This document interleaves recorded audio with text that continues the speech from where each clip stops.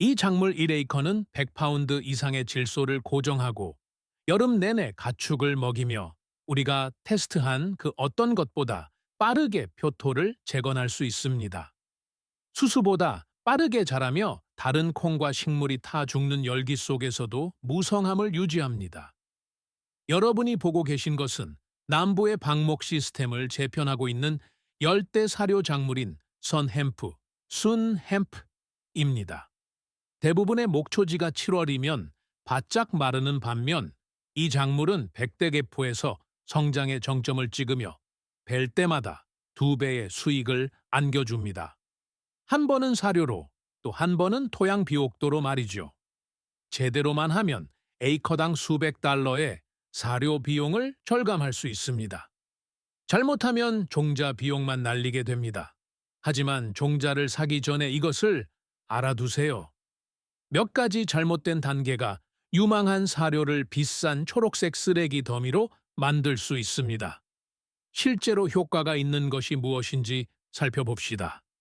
학명이 시로탈라리아 준체아인 선햄프는 대마 햄피펜가 아닙니다. 원래 인도산으로 바이오매스와 질소를 위해 개량된 속성수 콩과 식물이며 섬유나 기름을 위한 것이 아닙니다. 열기 속에서 살아남는 데 그치지 않고 열기를 이용합니다. 온도가 올라갈수록 광합성이 활발해져서 5월보다 8월에 더 빨리 자라는 몇 안 되는 콩과 식물 중 하나입니다. 배수가 잘 되는 토양이라면 USDA 존 7에서 잎 1일 사이에서 가장 잘 자랍니다. 평범한 남부의 여름이라면 단 60보레버 90일 만에 66바루의 고나피트 높이까지 자랄 수 있습니다. 이는 에이커당 4.6톤의 건물량으로 기장이나 동부보다 빠르며 뿌리 시스템은 3피트 더 깊게 뻗습니다. 대부분의 콩과 식물과 달리 선햄프는 가장 더운 시기에도 질소 고정을 멈추지 않습니다.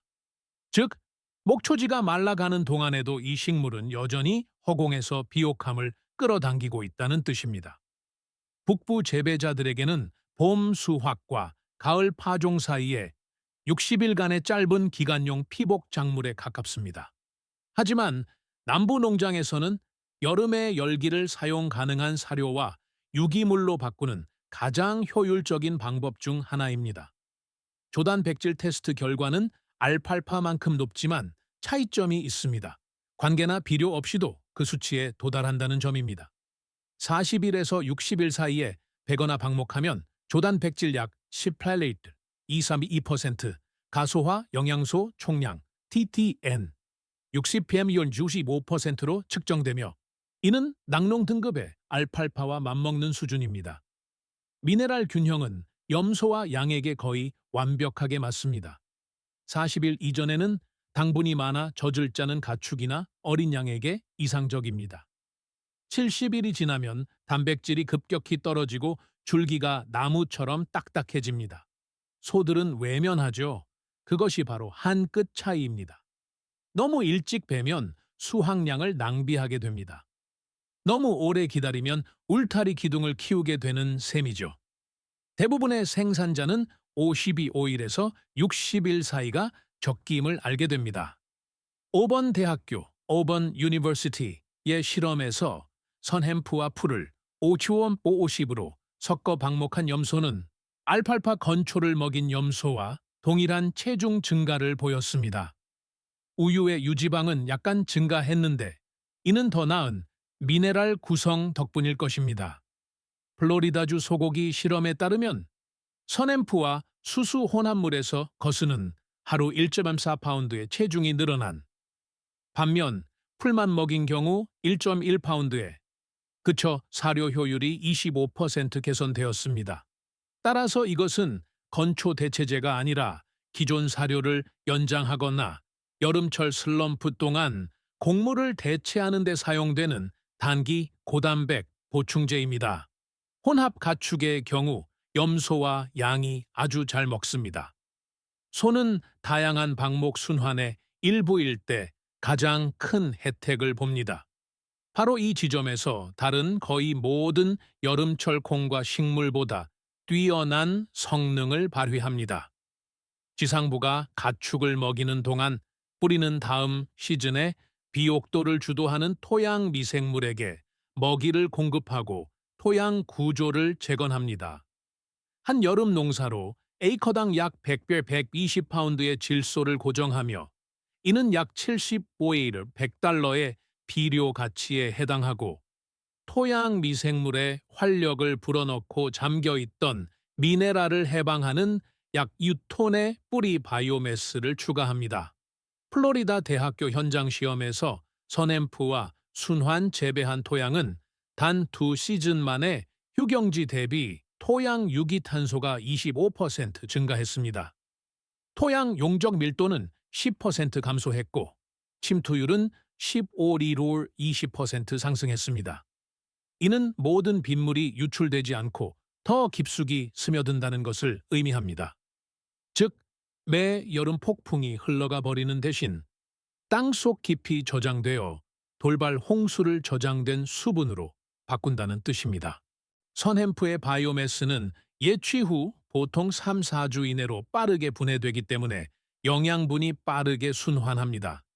잔여물이 분해되기를 몇 달씩 기다리는 대신 다음 작물은 가용 질소와 유기산의 파동을 거의 즉시 공급받습니다. 덕분에 가을에 심는 곡물, 피복 작물, 혼합물 또는 시장용 채소 이전에 특히 효과적입니다. 겨울 동안 토양에 천천히 영양을 공급하는 클로버나 살갈퀴와 달리 선햄프는 미생물 활동이 여전히 최고조에 달할 때 비옥함을 방출하여 여름 성장과 가을 파종 사이에 완벽한 가교 역할을 합니다. 시기를 놓치면 바로 알게 될 것입니다. 발화가 멈추고 잡초가 무성해지며 이웃의 밭은 6피트에 도달하는데 왜 내 밭은 겨우 발목 높이인지 의아해하게 될 것입니다. 일관된 발화를 위해서는 토양 온도가 화씨 65도 이상을 유지해야 합니다. 에이커당 유수보 40파운드의 씨앗을 드릴로 심거나 약 0.5건 원코인 75인치 깊이로 흩어뿌립니다. 발화가 빠릅니다. 48시간 이내에 싹을 볼 수 있고 30일째에는 무릎 높이, 60일째에는 어깨 높이까지 자랍니다. 그 이후로 기다리는 매주마다 소화율은 하루에 거의 1%씩 떨어집니다. 작은 지연이 큰 손실로 이어집니다. 종자 가격은 파운드당 2.5, 3달러입니다. 따라서 비료가 필요 없는 상태에서 에이커당 총 비용은 약 75카세 90달러가 됩니다. 사료용으로는 단백질과 소화율이 정점에 달하는 40전 60일 사이에 방목하거나 베십시오. 그 후에는 줄기가 목질화되고 리그닌 수치가 급증하여 소의 소화율이 절반으로 떨어집니다. 염소와 양은 여전히 먹겠지만 가치는 급격히 하락합니다. 습한 지역에서 밀집된 군락은 습기를 가둘 수 있습니다. 줄기 부패병을 방지하기 위해 예취하거나 순환 방목을 하십시오. 점토질이 심하거나 다져진 토양에서는 뿌리혹 형성이 실패하는 경우가 많으므로 접종이 필요합니다. 질소 고정 잠재력을 최대한 끌어올리려면 올바른 뿌리혹 박테리아 균주인 IC3M125를 사용하십시오. 제대로 관리된 선앰프는 단순한 사료 생산에 그치지 않습니다. 한여름의 공백기를 비옥함의 순환기로 바꾸어 가축을 먹이는 동시에 토양을 재건합니다. 수치를 따져보면 선햄프의 경제성은 명확합니다. 종자, 연료, 노동력을 포함한 총 비용은 에이커당 약 100달러입니다. 비료도 관계도 필요 없습니다. 그 대가로 선햄프 1에이커는 건초 가치로 약 400달러에 해당하는 409톤의 건물량을 생산합니다. 여기에 토양에 고정되는 질소 가치 100달러를 더하면 에이커당 총 수익은 500달러가 됩니다. 이는 단 한 줄기도 건초 더미로 만들지 않고 방목과 예취만 하더라도 4.6배의 수익을 거두는 셈입니다. 실질적으로는 60일 만에 100달러를 600달러 상당의 사료와 비옥함으로 바꾸는 것입니다. 장비 없이 심을 수 있는 거의 모든 작물 중 투자 수익률 ROI이 가장 빠릅니다. 남부의 염소 및 양 농장에서는 더운 달 동안 선햄프가 농축 곡물을 대체할 때 사료 비용이 20%나 30%까지 절감된다고 보고합니다. 이것이 남부 염소 농장들이 이를 여름철 월급 작물이라고 부르는 이유입니다. 그리고 그 진정한 가치는 매년 복리로 쌓입니다. 재배할 때마다 비옥도를 쌓아 다음 시즌의 비료 비용을 줄이는 동시에 토양 구조를 더 튼튼하고 생물학적으로 활발하게 만듭니다. 따라서 이것은 단순한 단기 사료 작물이 아니라 사료와 토양 양쪽에서 보상을 주는 장기적인 비옥도 투자입니다. 선햄프는 여름의 열기와 가을의 회복 사이를 잇는 다리이며 대부분의 순환 방목 시스템이 놓치고 있는 연결 고리입니다. 소립콩물 수확 후 나대지는 몇 주간의 열기와 비만으로도 한 시즌 분량의 탄소와 질소를 잃을 수 있습니다. 하지만 선앰플을 빠르게 파종하면 그 비옥함을 고정하고 토양에 그늘을 들이우며 과도한 열기를 다음 작물을 위한 바이오매스로 전환합니다. 여기서 진가가 발휘됩니다. 토양이 보통 벌거벗은 차에 구워지고 있는 계절 사이에 이 식물은 재생 농업 순환에 완벽하게 녹아듭니다. 봄 작물 이후 공격적으로 자라다가 냉량 시즌 피복 작물이나 현금 작물이 이어받을 수 있도록 딱 맞춰 분해됩니다. 기장이나 수단 그라스 같은 화분과 풀과 함께 심으면 직립 상태를 유지하며 균형을 이룹니다. 풀은 탄소를 더하고 콩과 식물은 질소를 더하며 이들은 영양분 손실 없이 고르게 분해됩니다. 그러한 파트너십은 건강한 생태계가 자연스럽게 하는 일, 즉 합성 투입물 없이 에너지와 영양의 균형을 맞추는 것을 모방합니다. 전통적인 휴경지와 곡물 선앰프 방목 순환을 비교한 현장 시험 결과 단 1년 만에 미생물 호흡은 40% 높아졌고 토양 압착은 10% 낮아졌습니다. 과수원과 혼녹임업 시스템에서는 살아있는 멀칭자의 역할도 겸합니다. 개화 전에 베어주면 곰팡이 네트워크에 먹이를 공급하고 수간 아래의 침투율을 개선합니다. 이런 방식으로 사용되는 선햄프는 공백기 시즌을 살아있는 순환으로 바꾸어 사료 생산, 토양 보호, 다음 작물 공급을 한 번에 연속된 움직임으로 수행합니다. 선햄프는 천하무적이 아닙니다. 열기에는 강하지만 추위에는 무너집니다. 기온이 약 45레로드 쿼나바히 아래로 떨어지면 성장이 즉시 멈추고 단 한 번의 서리로도 군락이 끝납니다.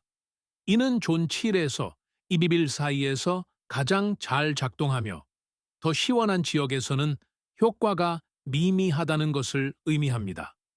저지대나 배수가 잘 안 되는 땅에서는 잎이 노랗게 변하고 뿌리혹 형성이 약해지는 것을 볼 수 있습니다. 포화된 토양에서는 숨을 쉴 수 없기 때문입니다. 폭우 뒤에 고온 다습한 날씨가 이어지면 줄기 부패병이나 잎전 무늬병이 생기기도 합니다. 따라서 공기 흐름과 배수는 비옥도만큼이나 중요합니다. 타이밍 또한 취약점입니다. 예취나 방목 전에 군락이 꽃을 피우게 두면 조단 백질은 절반으로 떨어지고 줄기는 나무처럼 리근 인화됩니다. 그 시점에서는 사료보다는 멀칭제로 남겨두는 것이 낫습니다. 그리고 대부분의 고단백 콩과 식물과 마찬가지로 가축에게 도입할 때는 점진적인 적응이 필요합니다. 며칠에 걸쳐 적응시키지 않으면 소화장애나 고창증의 위험이 있습니다. 남동부 전역에서 수치들은 일관된 이야기를 들려줍니다. 엘라베마주 USDA 현장 시험에서 선햄프는 에이커당 약 6,000파운드의 건물량을 생산하고 118파운드의 질소를 고정했으며 추가 비료 없이도 이후 옥수수 수확량을 약 15% 끌어올렸습니다. 조지아주 비교 연구에서는 단 2번의 순환 후에 토양 미생물 바이오매스가 35% 증가했습니다. 수수와 결합했을 때 시스템의 총 탄소 투입량은 여름 휴경지 대비 거의 2배에 달했습니다. 이러한 결과는 예외적인 것이 아닙니다. 다양한 토양과 기후에서 매년 반복됩니다. 선햄프를 재배하는 매 시즌 여러분의 토양은 조금 더 어두워지고 더 안정되며 더 살아나게 됩니다. 사료와 비옥도를 동시에 구축하는 드문 작물 중 하나입니다. 토양을 한 움큼 쥘 때마다 확인할 수 있는 측정 가능한 재생입니다. 선햄프는 기적의 작물이 아니며 그럴 필요도 없습니다. 이것은 고속 비옥도 엔진이며 대부분의 밭이 잠잠해지는 열기 속에서도 토양 생물학이 계속 작동하게 만드는 간단한 방법입니다. 가축이 있는 온난 지역 농장이라면 1에이커로 같은 시즌에 먹이고 비료를 주고 재건할 수 있습니다. 한 번 키우고 2번 방목하면 시즌이 끝날 때쯤 사료비는 가벼워지고 토양은 더 어두워질 것입니다. 그것이 바로 스스로 비용을 지불하는 재생 농업입니다. 여러분은 이번 여름에 자신의 농장에서 선햄프를 시험해 보시겠습니까? 아니면 이미 해보셨습니까? 아래에 해당 지역소는을 남겨주세요. 결과를 비교하고 어디서 가장 잘 작동하는지 지도를 만들어 보겠습니다. 이 이야기가 여름 목초지의 잠재력을 보는 시각을 바꾸었다면 채널을 구독하고 좋아요를 눌러주세요. 우리는 간과되어 온 농업 역사와 기술을 밝혀내고 있습니다. 우리와 함께 미래를 심으십시오. 토양의 다음 보물이 곧 공개됩니다.